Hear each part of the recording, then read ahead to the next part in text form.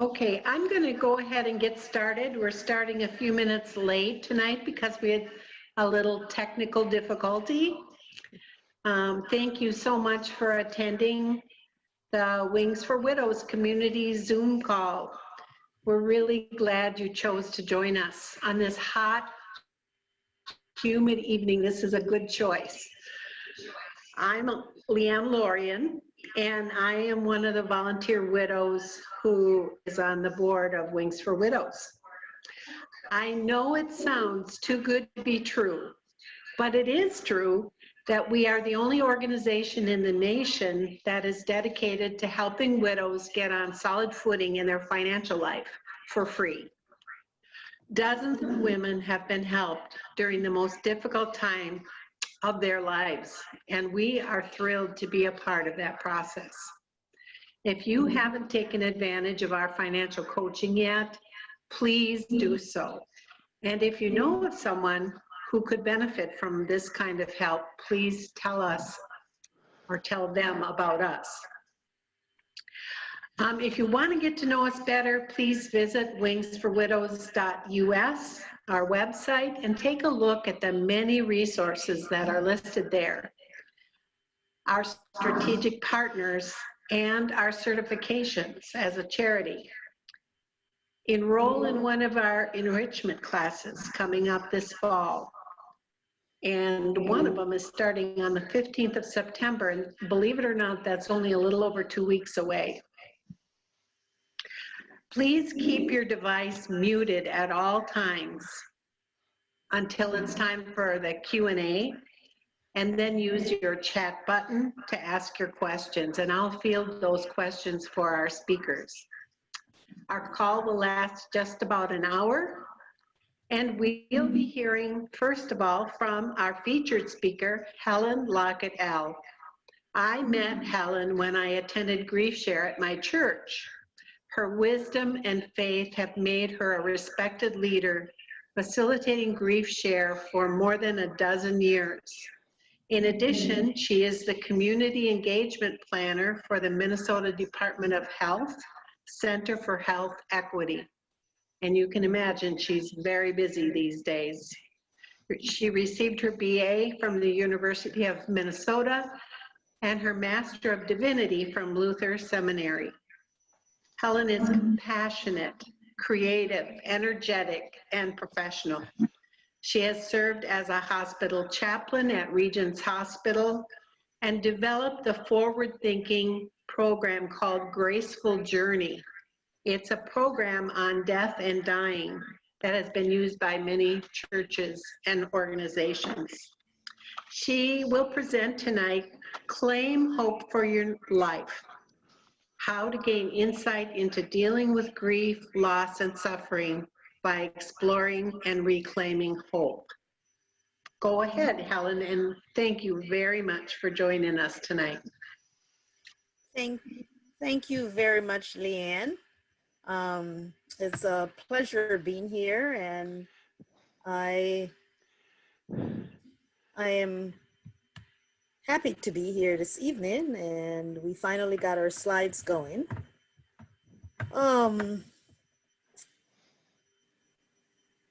Well, one thing is, in the midst of grief, the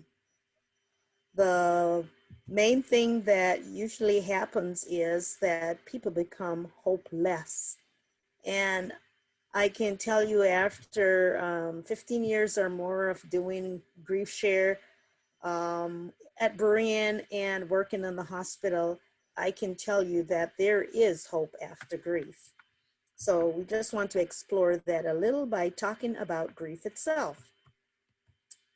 And I like to begin with everything under the sun. There's a season for all this. So including death.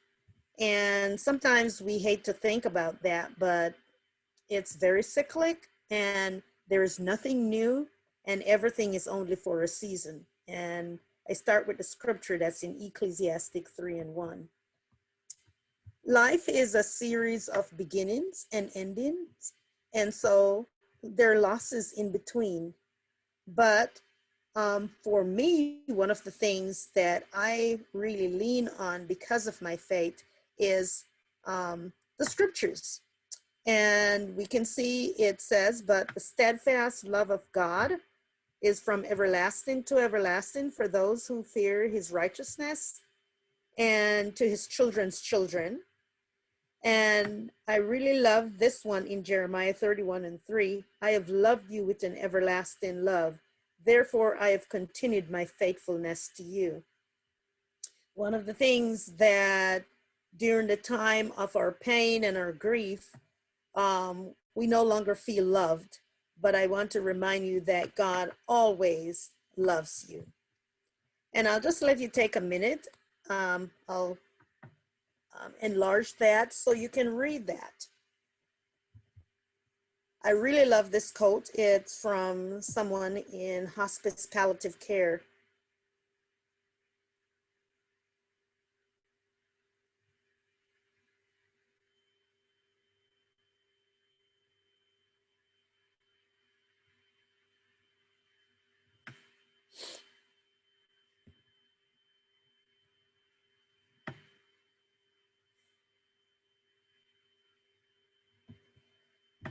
And I like the last sentence. It says, they need access to support and honest, accurate information about healthy grief so that they can seek help if they become stuck or overwhelmed.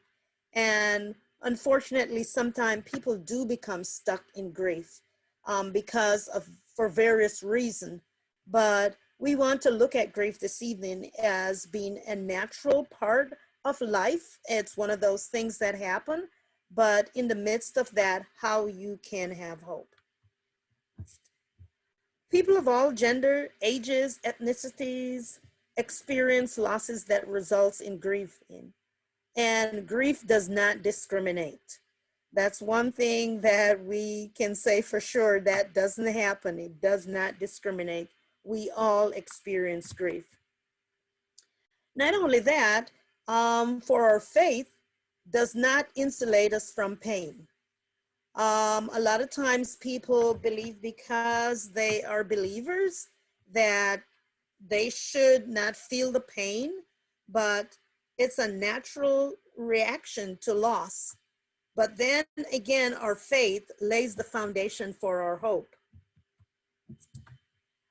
We grieve the loss of anything that's important to us. And if you recall, as a kid growing up, that maybe you got attached to a teddy bear or a Tonka truck or baseball glove, one of those things. But as we get older, we sort of replace those with bigger things, jobs, material things, and sometimes even money. But in the process of life, we also acquire and build relationships that are very meaningful to us.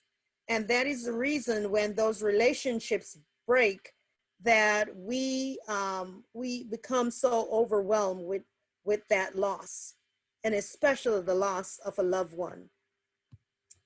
Grief is a natural part of human experience, and it's a normal reaction to loss. And in order for us to really become hopeful, we need to go through the grieving process.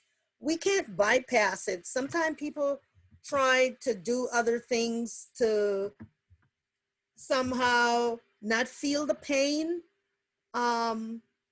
You're not healing healthily in that way. You need to be able to go through the grief in order to heal and in order for you to experience emotional growth. Throughout life's journey, we all experience loss, but one of the things, I'll talk to individuals who have been married for 40 years, and after the loss of their spouse, they are just almost traumatized, because even 60 years, because they've been doing things together for so long. So the bigger the tremor, the greater the loss, the bigger the tremor to our foundation, and we will experience great pain during that time. I want to say loss is inevitable because we lose different things as we go through life. but hope is always available. And grieving is the natural process of dealing with a loss. When we think about some of the losses that we experience, we think about material things, physical items or familiar surroundings. Do you, I don't know if anyone recall the time that they move into a new house. Yes, you were excited to move into the new house, but you're leaving all your familiar surroundings to move to another place. That is some loss. Sometimes our hopes, our dreams, and as we age, the self-image is one of the losses that we endure. Functional, due to our aging process, we may lose our sight, our hearing capacity, and other things, and those take a toll on us. And some people, I know my father, who is 90 years old, he's having quite a time dealing with the whole aging process, because it's the physical, he's not able to do some of those things physically anymore. And then sometimes we lose our role, our social setting, because of our network. As we move through life, those things change and those bring about loss. Then there's a divorce, emptiness, the first time your kids moved away, sometime a miscarriage. These are all different losses that we experience, and grieving is part of that process of dealing with those losses, whatever they may be. Grieving is very personal and a highly individual experience. And it all depends on who we are, our gender, our makeup, our faith, and all those things impact how we experience grief. And I thought I'd put this in mind because I put this in the presentation because it's important to also realize that there is no wrong or right way to grieve. However, there are some similarities in terms of gender of how we grieve.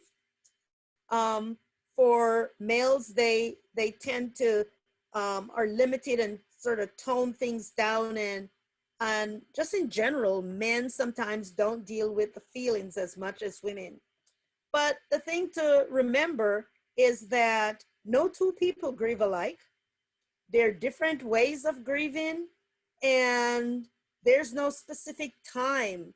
And you know, Miss Ross talks about the different stages of grief.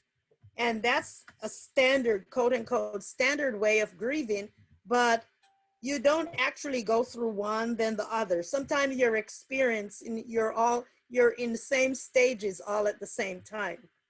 But the thing is just to remember that as males, females, and even for kids, I'll show that for children, they also grieve differently. For males, thinking comes first. They don't let themselves feel, and that's because our society in general have told men that they shouldn't cry. And they'd rather solve problems than say how they're feeling. And they show feelings by getting angry or feeling guilty. And they hurt inside, but show it by doing something. So they have to be actively involved. While on the other hand, for women, they tend to show their anguish with tears and lament. We tend to be a little bit more emotional, and that's because society in a lot of ways gives us that opportunity to do that.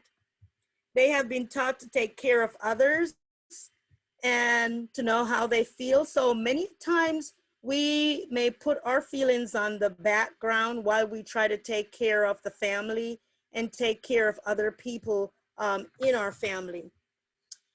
They're not afraid to discuss grief and to seek support. And they have a hard time expressing anger and tend to rationalize it. And we tend to, as I said, to be the caregivers of our family, even though we're going through grief. We're more concerned with the kids and the other family members instead of taking care of ourselves at times. And then for children and teens, they also grieve quite differently than adults. They may appear to show no emotion. However, there are physical symptoms that they continue to experience. And a lot of times, because they may not have the withal to express how they're feeling, it comes out as being as anger. And they're usually for teens and children, they're usually emotional outbursts. If they're doing well in school, they may all of a sudden start daydreaming and their grades go down. They resort back, especially for younger children, they resort back to childhood behavior and things like that. So there's a lot of withdrawal that happen, and they lose interest in their friends and activity. And then they start worrying about their health.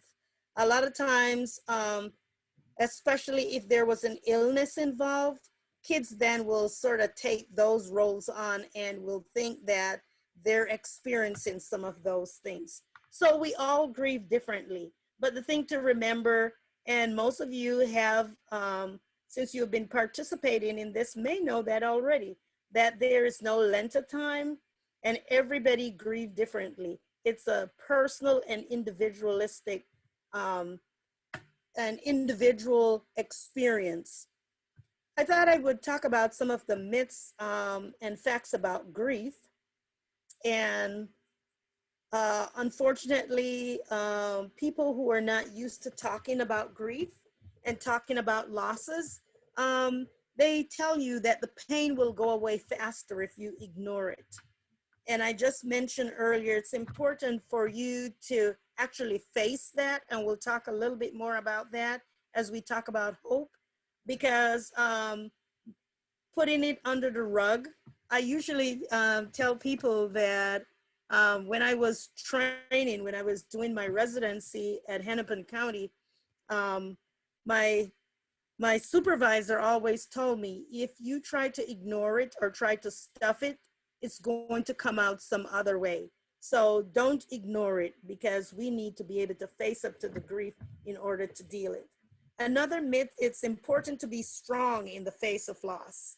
And, you know, we're celebrating 100 years of women getting an opportunity to vote. So we think that we're strong and we need to sort of show our strength, and that's not very good for us, because at the same time, we're very nurturing beings as God created us.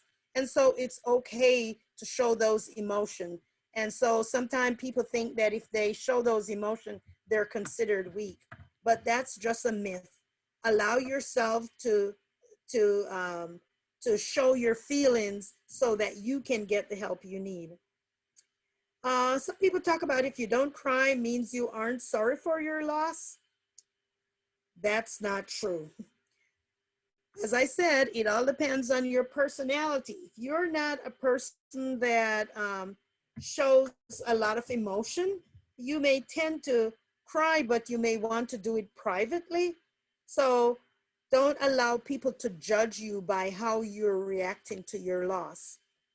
Grief should last only a year. And as I said, that's totally wrong. That's a myth. There is no length of time of when you can grieve, of how long you should grieve.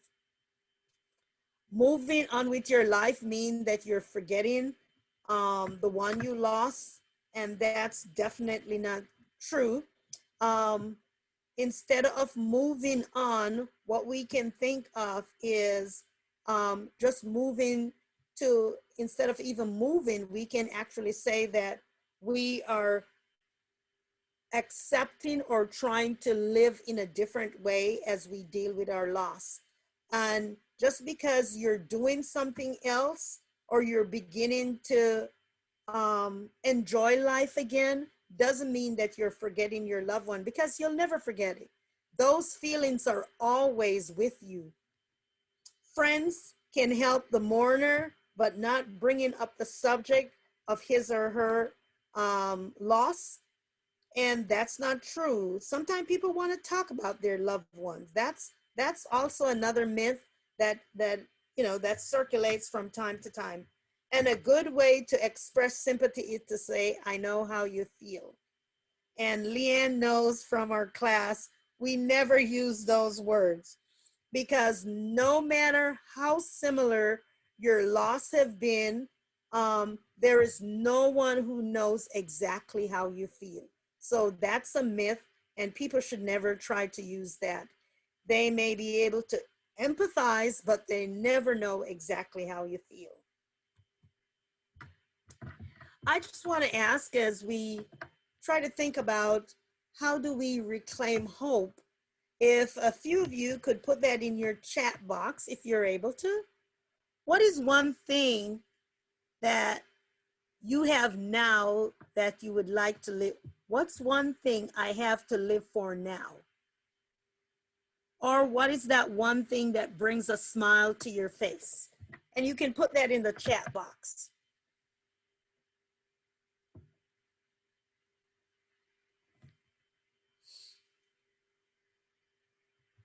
What is one thing I have to live for now? Or what one thing that brings a smile to your face? And Leanne, could you read a couple of those? I just wanted to hear what people have written. Sure. Someone said Jesus.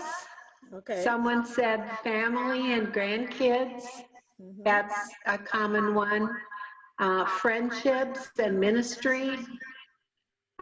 Showing my children I can be strong again. Mhm. Again, most of the responses have to do with family. Oh, okay. Thank you.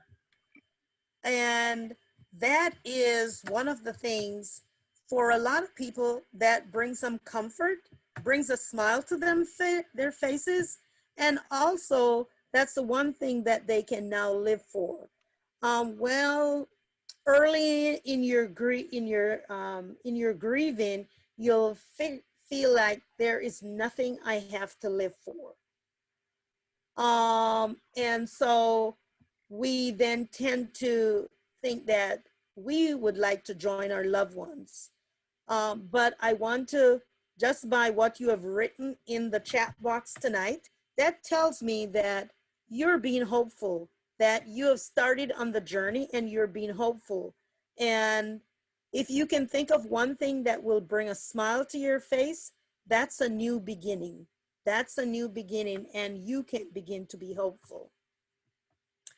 Confidence to move forward, because in order for us to move forward, we need to do a couple things.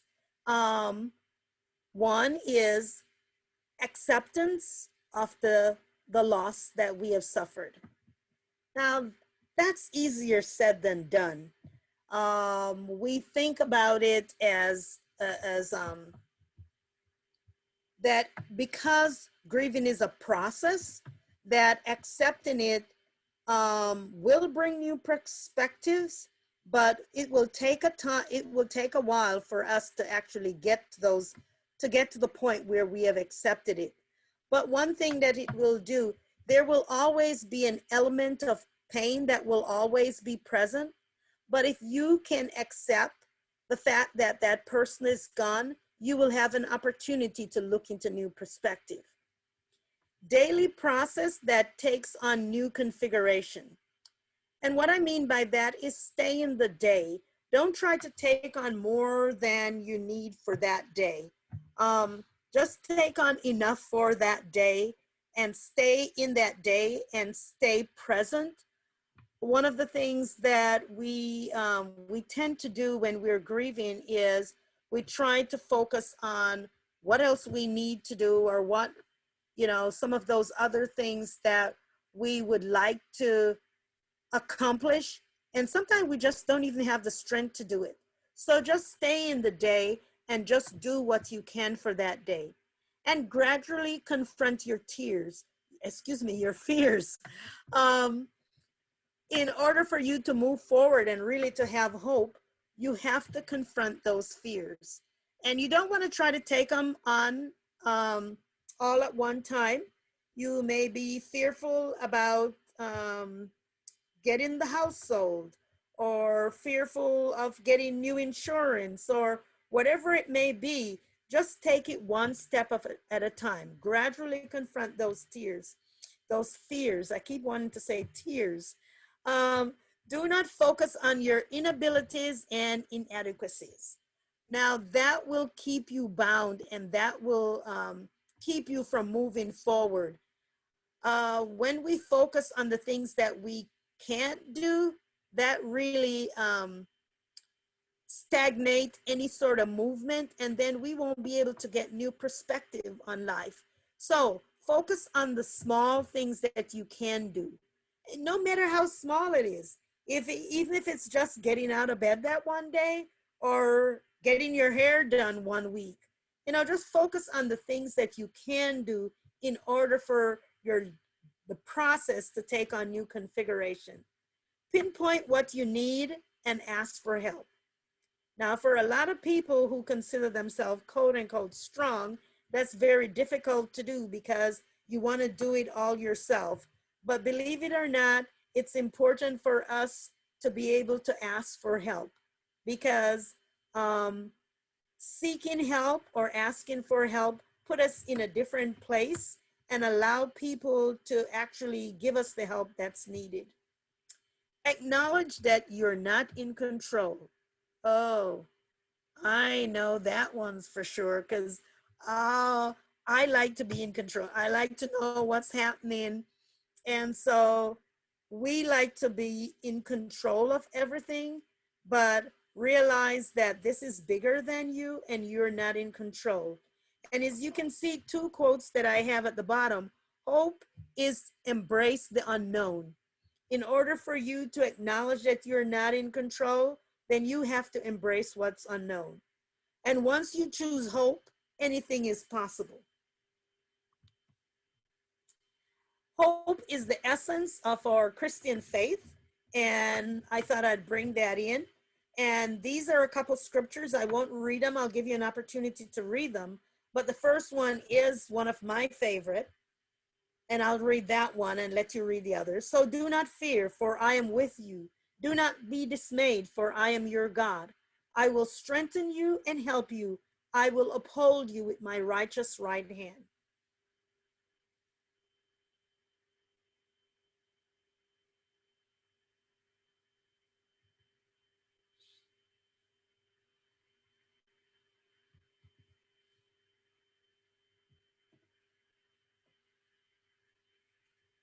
And I like the last one there, Isaiah 40 and 31. But those who hope in the Lord will renew their strength. They will soar on wings like eagles. They will run and not grow weary. They will walk and not faint. So as I'm saying, hope is something that, in order for you to begin that hopeful journey, if we go back to those, in order to move forward, we're talking about acceptance, daily processing, and pinpointing what you need, and then acknowledging that you're not in control.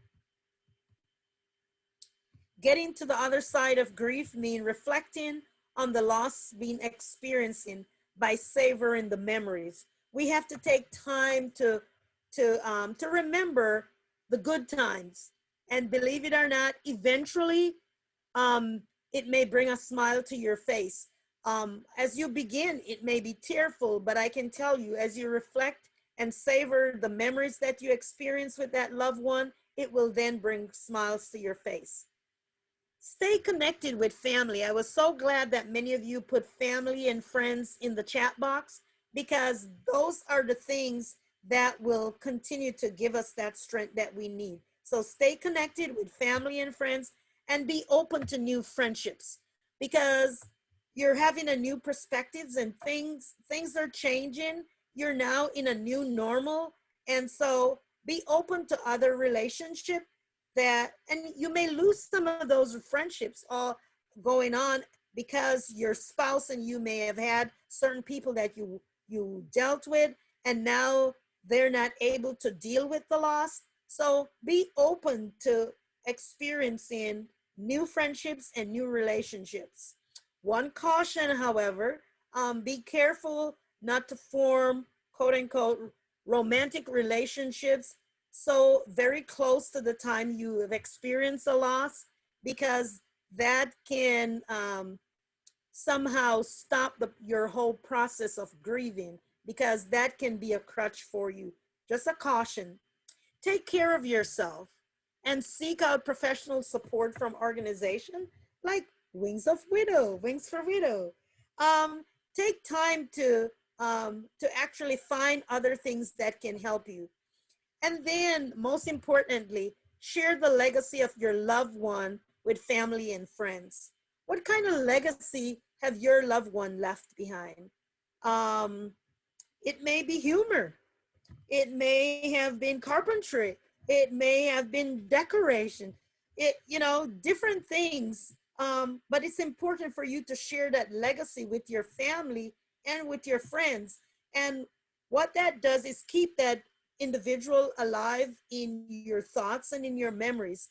But also, it's an opportunity for you to become more hopeful.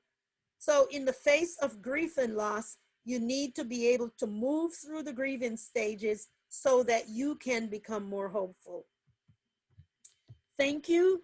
We started a little late, so I hope I am on time, but thank you very much. Are there any questions? I have a couple of comments that people made, or Okay. kind of a question. Sometimes I like to ask for help or support, but I realize I don't know exactly what I need. Okay. That's one of the ones I says that we need to find out what we need. So it's taking a moment to really pinpoint what kind of help are you looking for. If you're looking for help with maybe processing the grief, then definitely grief share. If you're looking for help more with finance, then look to someone who have the expertise, and also that's a trusted person, so that you can then ask for that kind of help. So first of all, think about what kind of help do I need? Am I looking for help for finance? Am I looking um, for helping around the house, for maybe fixing something? Am I looking for help to maybe sell the house, or, or just dealing with the loss? You can either do grief share, or at Berean, we do have Stephen ministers that can walk with you. So that's important to try to pinpoint first what kind of help you need, and that will give you some clarity as to who you should ask. What's the other comment or question? Well, one person commented that Isaiah was her late husband's chapter in the Bible. Oh, okay. And another person mentioned, find your purpose and begin to slowly pursue your passion. Exactly. And I agree with that. That's Yes. excellent. Yes. I think with regards to the comment about I don't know what kind of help I need, I think a trusted friend can oftentimes help you talk things through and kind of figure it out. I went to a good friend and got a lot of help that way because she really knows me. And I felt so useless and purposeless. This was about 9 months after my husband died. And that really helped me just to talk to someone. And she kind of helped me clarify what it was I really was looking for. Mhm. So I would give that advice as well. Yes. Yeah, sometimes it's difficult because there's so much going on the during the time of the early stages of grief, that you can you can't seem to tease it out. And talking to someone, I definitely agree with you, Leanne, will help that person sort of tease out exactly what they're looking for. And sometimes just the thinking is just so muddled. You just need to talk it through with someone. or even write it down. Okay, what, why am I so confused? And just bring in clarity, then that will help you to move in the right direction. One of the things I often ask our widows when I first meet with them or talk with them on the phone is, what is it that's keeping you awake at night? Oh, yes. Mhm. It's a good thing to think about. What is it that makes me lie awake at night? Write it down, and that's where to begin. That's the place to begin. Yeah, yeah. And we are here as Wings for Widows to be a resource for you. We have lots of connections to get you to the right place. If we can't solve the problem within our organization, we have a referral team. We would love to help you. So please let us know if that's something that we can do to help you. Yeah. And the important thing is to don't be afraid of starting something new. Um, I stopped sharing. Don't be afraid to start something new because over the years, you may have put things on the back burner and didn't even realize it. And God has such new plans for you and a purpose. Um, and as you actually branch out or step out into that, you will see that God has a new plan and new purpose for you, and that you can add so much more to life now. And it's not that you're leaving that person behind, because you can bring that person along in whatever you decide to do, because they're always there anyway with you in your thoughts. That is so true. I feel like that's part of my responsibility, having lived with my husband for 40 years, to be more like him. And I think everyone who marries someone because they love and admire them will take that person with them into the life that they have now. Mhm. There's a couple other questions. Whoa, someone asked, does GriefShare have only online meetings at this time? Um, yes, at the moment, but we're getting ready to begin the fall classes, and we are trying to determine if we'll do a hybrid or not. Um, you can check the Berean website later, and you can find additional information. We're in the process of figuring that out now. Someone else asked, well, it's really a comment. I think about what my spouse took care of, and I don't have the skill set to do. And I want to mention that this fall, we do have an online class about home maintenance. And one of the sessions is about how to use tools. Pretty basic, but I think might be very handy. So check the Wings for Widows website. You can enroll in that class. It might be just what you need. And there's always YouTube. Yes. And the Um, thing, and it's let's see. okay if you decide that you don't want to learn how to use the drill. I use the drill. It's okay then. Okay, so how, if I don't want to use the drill, who can I ask or who can I contact? And Leanne talk about the resources through Wings for Widows, that they would help to connect you with those individuals. Some people are ready to go and will pick up that tool and use it, while others, oh my gosh, it scares the daylights out of them. So yes, so allow yourself to actually experience how to use them, or if you're still scared, it's okay.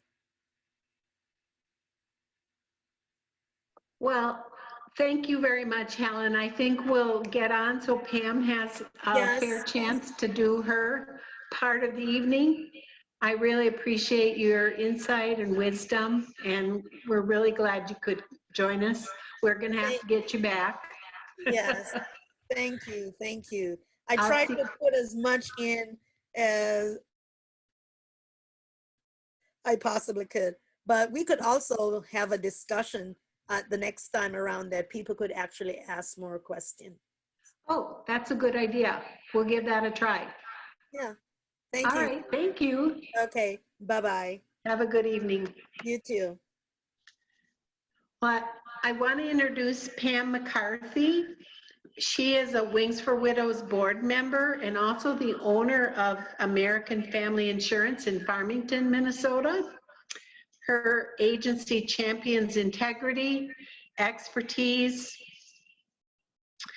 I'm sorry, I just have to take a quick. Her agency champions integrity, expertise in product knowledge, and attention to detail while building relationships and protecting the dreams of their clients. Pam and her team have earned the title Best Insurance Agent by Sun Media's Reader's Choice Awards for 11 years in a row. She was born and raised in Bloomington, graduated from Metropolitan State University. Pam and her husband Dave celebrate 30 years of marriage next year, and they live in Apple Valley.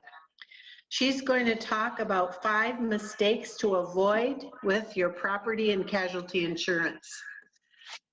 Take it away, Pam, and thank you for coming on. Hey guys, can you see the PowerPoint at all? Okay, I don't know if on my end, so I'm gonna slide through this and hopefully it works.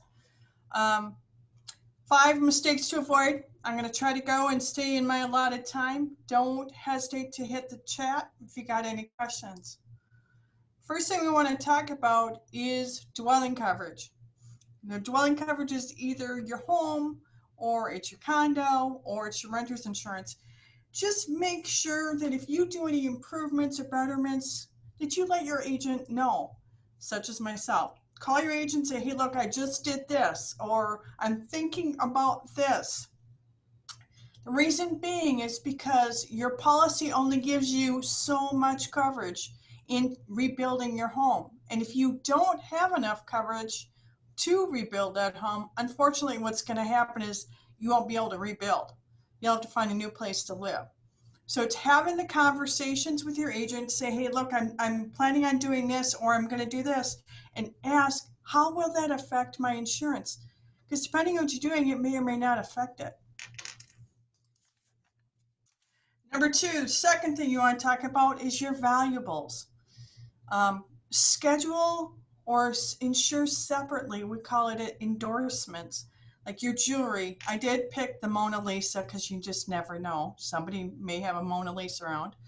But your jewelry, your furs, your hearing aids, your collectibles, your computer equipment, these are things that you could potentially add onto your policy for little or no expense, increased expense. Pam, Yes. Pam, I just want to jump in and say that you're still on the first slide.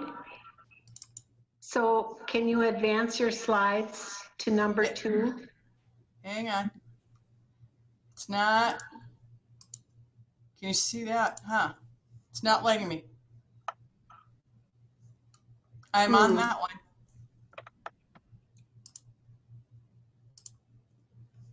one. You can't see the valuable one? No. Okay. Well, I'll tell you what, you get just to listen to me then. You don't get the pretty picture. You want to specifically insure your jewelry, your furs, your hearing aids.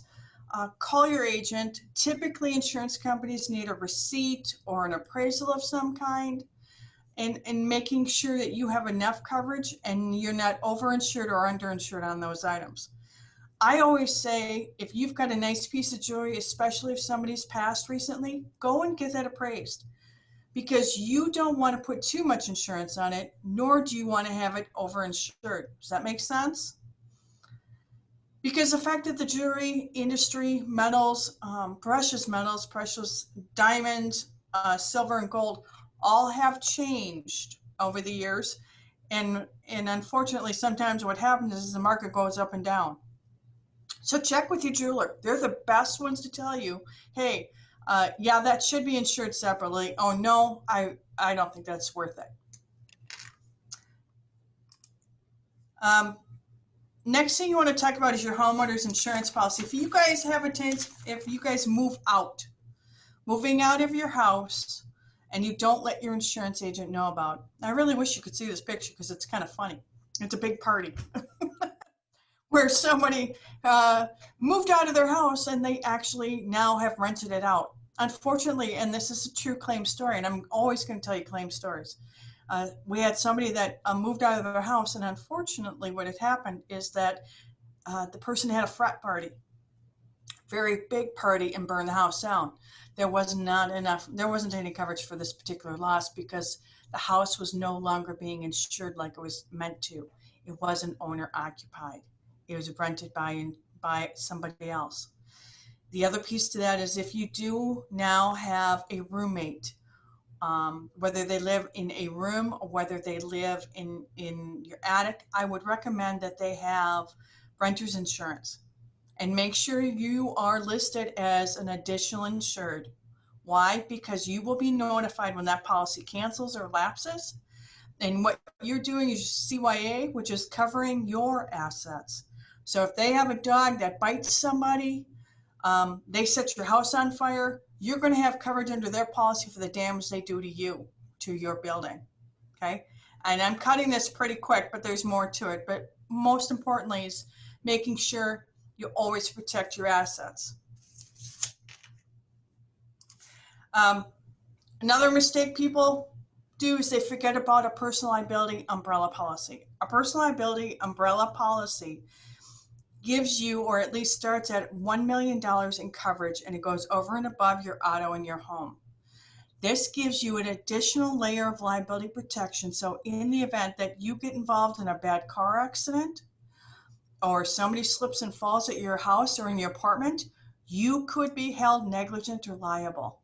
So let me tell you a true story. Tommy and Jill went over to Barb's house.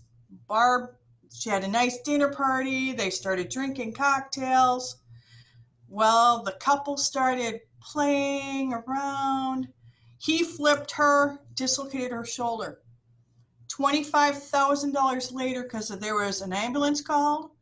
There was emergency medical, there was emergency surgery, and loss of wages. My client was sued because she provided the alcohol.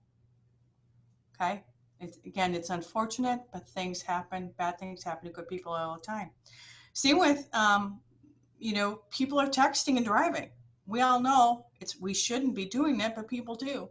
My client was hit in a crosswalk, and 8 months of rehab, because that person was texting while driving. So stuff happens. Okay. Again, it's all talking about CYA, covering your assets. All right. The last one, it's a lot of information here. One of the things that you need to do is to check your credit. And I'm not a credit advisor, I'm an insurance agent. Check your credit, pull your credit, make sure it's accurate, make sure there's not discrepancies in it. Why? Because when it comes to insurance, credit is one piece of determining your premium. Okay? You want to make sure it's accurate. If it's not accurate, get it corrected.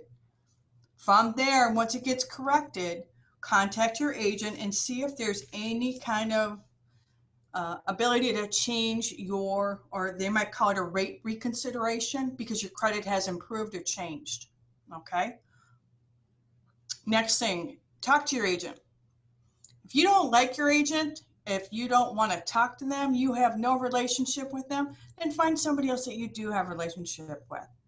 You don't know how many times I've been interviewed over the phone or interviewed in my office by people who said, hey, look, do you answer your phone? Well, yeah, I do answer the phone between the hours of 8:30 and 5, Monday through Friday. Not at 2 o'clock in the morning, and sure as heck, I'm not going to do it on the weekends unless somebody's passed or there's something very tragic that I need to take care of, like a house fire. But any other time, we all answer our phones. If we don't, we have voicemail and we will contact you the next day. So build that relationship with an agent. Talk to them. Tell them what's going on. Let them help you navigate through the world of insurance, because insurance can get complicated, it can get confusing. And if you want to sit down and read your policy, I can guarantee you it's a good way to fall asleep at night because it's boring.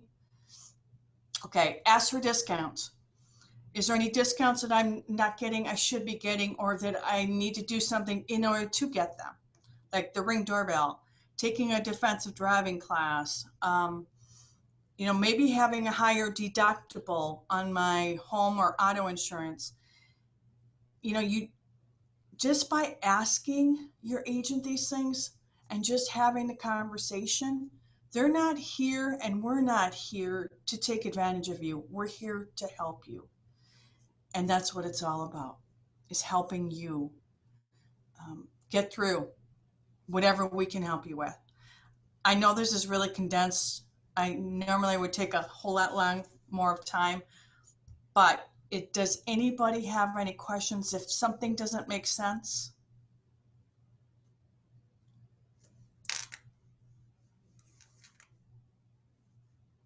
Deanne, I can't hear you. You already gave me 2 really good tips. I didn't know I could get a discount by having a Ring doorbell. Depends on which insurance company, but typically it's going to have to do something, and I always tell people, as an example, if you have a Ring doorbell, make sure it's active. No different than if you have an alarm that goes off in the middle of the night and Billy Joe next door hears it and is madder than heck because all it's doing is waking him and his family up. That typically doesn't give you a discount. But if it alerts you and or the police or fire or whomever, that will give you a discount. Bugging your next door neighbor, no discount. Although it'd be kind of funny.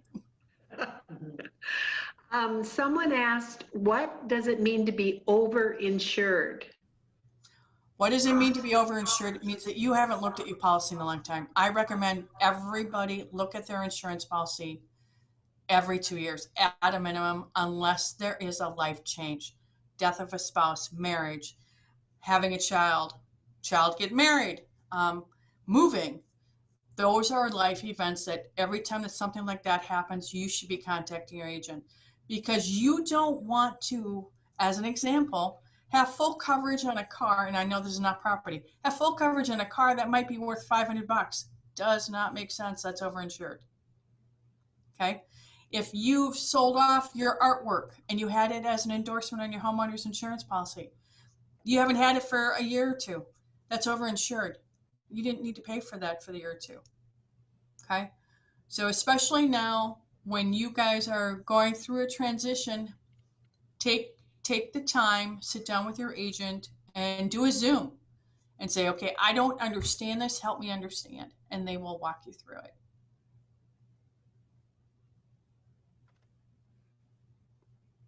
Does anyone else have a question? I have a comment. One of the things that Wings for Widows does, one of the very first things we do when we do our coaching with a client is pull their credit report and help them to see how to correct mistakes and freeze their credit so that no one takes credit out in their name or using their husband's name.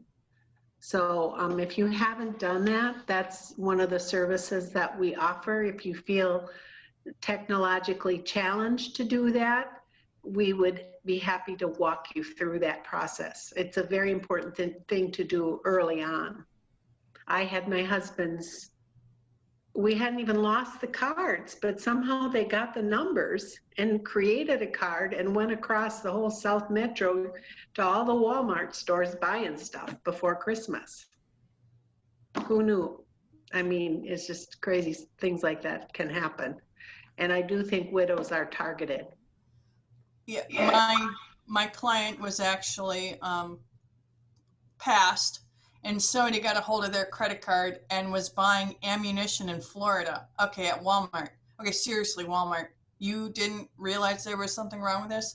So the family called me and they said, hey, we're seeing all these charges. And then we're going, oh my gosh, go freeze your credit. Get on there, call your credit card, get them on there and start stopping these charges that are not obviously yours. That's just something you don't need to deal with right now, unfortunately. I don't see any other questions, but I do also want to mention that this fall, there's a class on all aspects of security: internet security, credit security, identity security, home security, that we'll be offering. So take a look at that. Here's a question. Our family's lake cabin is next to a boat-in bar and grill. If boats park in front of our property and walk to the bar, can we be held liable? Or should someone, if something untoward happened after a night at the bar and they left on their boat and something happened? You could. I mean, it depends on if it's deemed your property or not. You know, it's property, and you have to find out where, at what point it's your property. Where does your property end?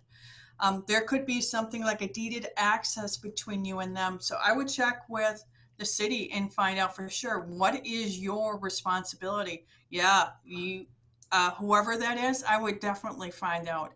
And if you don't have a personal liability umbrella policy, call your agent in the morning. I'm putting money in their pocket, but call your agent. I just want to mention that we are here to help you. If you have other questions, I know Pam would be happy to try to answer them. If you don't feel comfortable going to your agent, you don't know your agent, maybe it's somebody your spouse picked out, you know, be sure and make sure that relationship is either is one that you're comfortable with, I guess I should say. Pam is available to help you, and we would be more than honored to answer your questions or steer you in the right direction. Thanks, Pam. That was great. I know you had to squeeze it in really fast. We should have you back and give you a lot more time. It's called caffeine. I can talk faster anytime. Good job. Yeah, that helps. I do want to mention that we record these Zoom calls, and you can go on the Wings for Widows website and click on there, and it'll take you to our YouTube page, and you can listen to this one or any of the previous messages that we've recorded. And I want to also mention that our next community Zoom meeting will be on September 9th, 2 weeks from today. And our speaker that evening is retired Colonel Glenn Bloomstrom. He is the former chaplain of the Pentagon, and he's currently teaching college.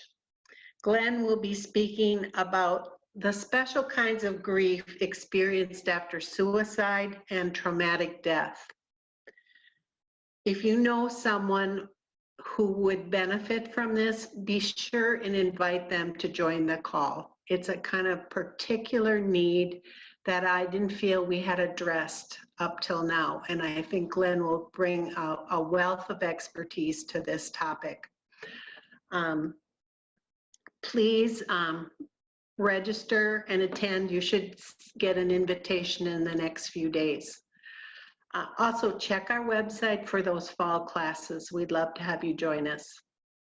Thanks again to Pam and Helen for a great evening, and thank you for all of you for attending. We really appreciate it. Take care and stay well.